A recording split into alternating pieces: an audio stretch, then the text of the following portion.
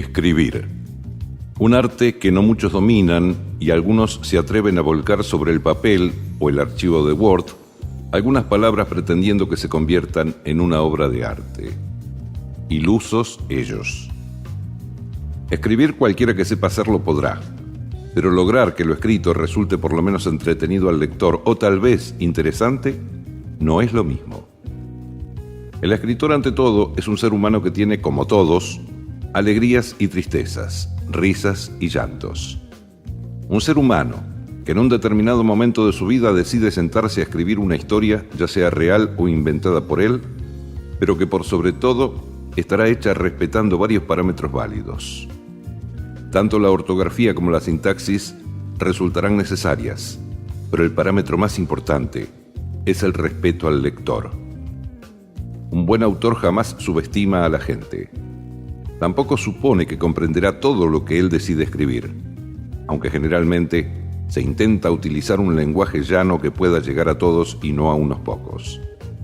Ni que hablar si nos referimos a los autores de poemas. Ellos tienen la doble tarea de ser, además de buenos escritores, buenos poetas, lo que no es para nada sencillo.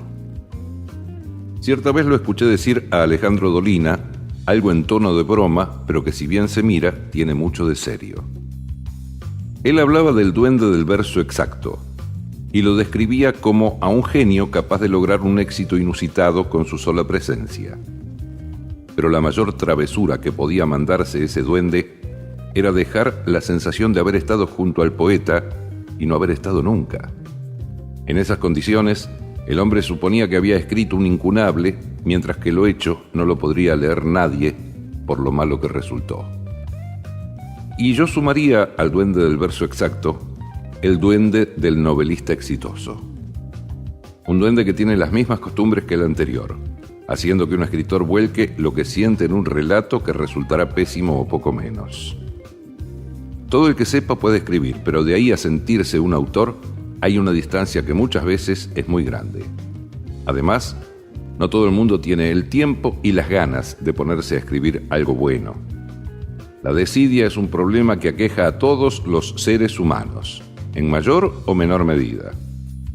Entonces, a esa persona escribir un libro puede llevarle años e incluso hasta puede que jamás lo termine. Escribir es como hablar, solo que en lugar de utilizar la voz, utilizamos el intelecto y los dedos. Así, muchos que escriben no saben ni hablar y el resultado se los dejo a su imaginación. Si en cambio la persona sabe hablar manteniendo la atención de su interlocutor, difícilmente escribe mal o de un modo inentendible.